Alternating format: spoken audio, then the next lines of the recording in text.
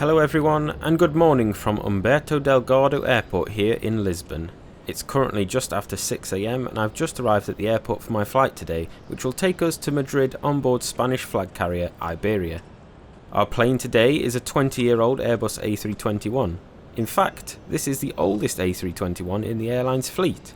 Don't fret though, their entire A321 fleet had a cabin refresh in early 2019, so the interiors are super new.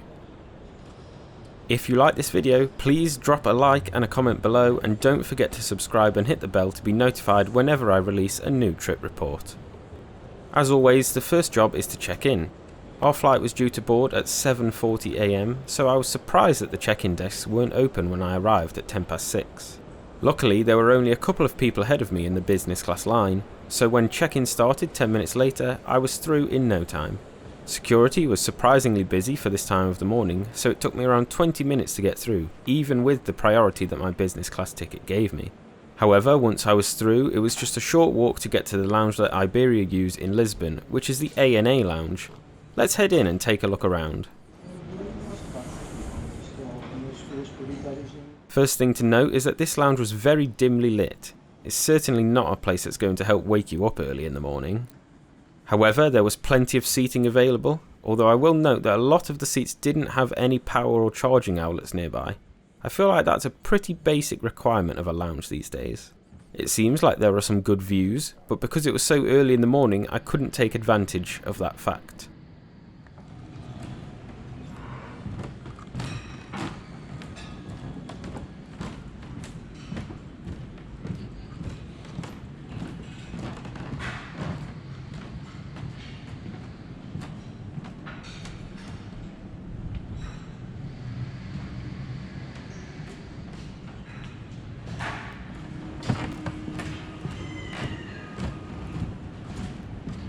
There was a decent selection of food for this time of morning, with cereal, pastries and pre-made sandwiches available, along with a selection of fruit juices, water, soft drinks, tea, coffee and beers.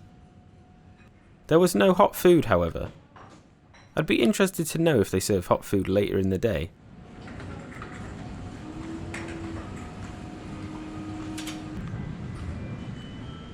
Does anybody actually read these magazines? I don't think I've ever seen anyone take a magazine from a lounge before. This concept of using projectors rather than TVs is rather interesting. Not seen that before.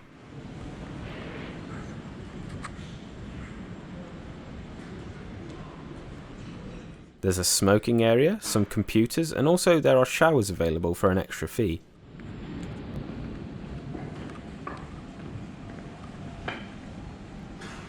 It almost seems like they've hidden the spirits around a corner in this little room, and the wine selection is poor. Even though I knew I would get breakfast on the plane, I just couldn't resist getting some sweet treats. After roughly 45 minutes in the lounge, it was time for me to go to the gate. Whilst I make my way, let's have a look at today's route. This is just a short flight, so there wasn't much time at our cruising altitude of 34,000 feet. By the time we got up, it was time to come down again. Does anyone know if this is the normal approach into Madrid? The turns are much more sharp and dramatic than most flights I've been on. And here's today's flying machine.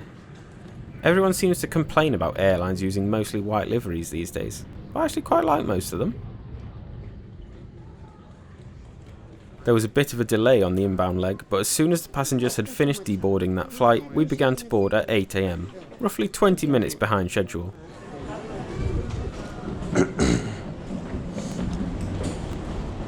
There was a short wait of a few minutes before we were allowed on, but the entire plane was boarded by 8:20. Unfortunately, I think we were a little too late and we missed our original slot. Buenos días. The captain announced at 8:40 that they were still waiting for a new slot, and it wasn't until 8:50 that we finally pushed back from the gate, 25 minutes behind schedule. It was 9:05 before we were finally given the all clear to take off from runway 21 and get on our way to Madrid. The departure out of Lisbon is by far the most amazing that I have experienced so far, so even if you usually skip past the takeoff portion of these videos, please just watch this one. I promise you that the views won't disappoint.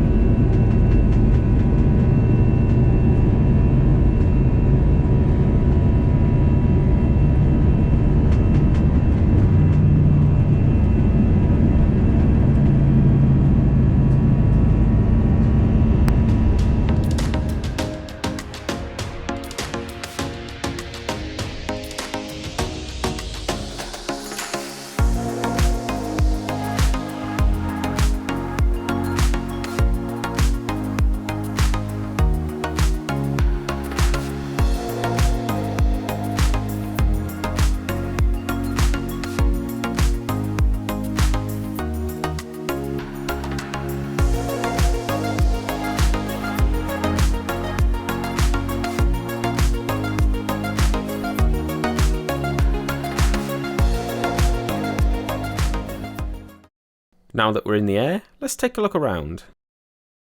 The tray table is nice and sturdy, as you'd expect from a newly fitted cabin. We'll take a look inside this magazine later. There are universal power outlets under the seats, but unfortunately mine wasn't working on this flight. We still have air nozzles. Thanks for not getting rid of these, Iberia. Adjustable headrests as well. This is definitely not the worst seat I've ever had. Breakfast was served around 20 minutes after takeoff, and although there's nothing special here, this was more than adequate for a flight that was in the air for less than an hour. My only complaint is that the bread wasn't the best. I'd rather have a nice roll than sliced toast.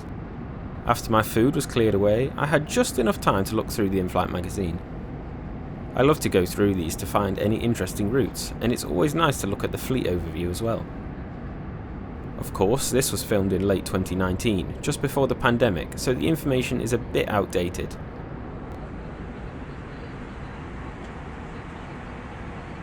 I wonder how many of these destinations Iberia no longer fly to, or if any new routes have started since then.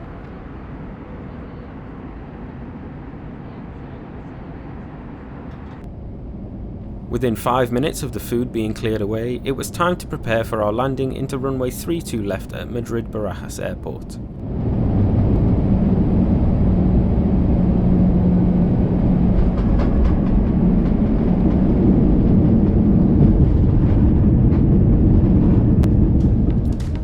Overall, I was fairly satisfied, though not exactly impressed with my experience on Iberia.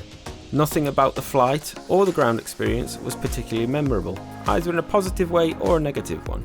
The only real issue was the delay on the ground, though we still arrived before our scheduled time of arrival, so this really didn't affect any of my plans. For this short flight, the lounge was perfectly fine, the cabin and seats were new and comfortable, there was plenty of legroom, a quick and tasty breakfast service, and smooth arrival into Madrid. Oh, there was the issue of the power outlet not working, but again, on a flight this short, that's not a deal breaker. If it still didn't work on a longer flight, then I'd be much harsher. But all in all, this was just a very standard flight. If I needed to take this flight again, I wouldn't pay extra for business class. An average meal and an average lounge isn't enough for the significant price increase from economy. I hope you all enjoyed this video, and if you did, please drop a like, leave a comment below, and don't forget to subscribe to the channel and click the bell to be notified when I release new trip reports. Thanks for watching, and I hope to see you again in the next video.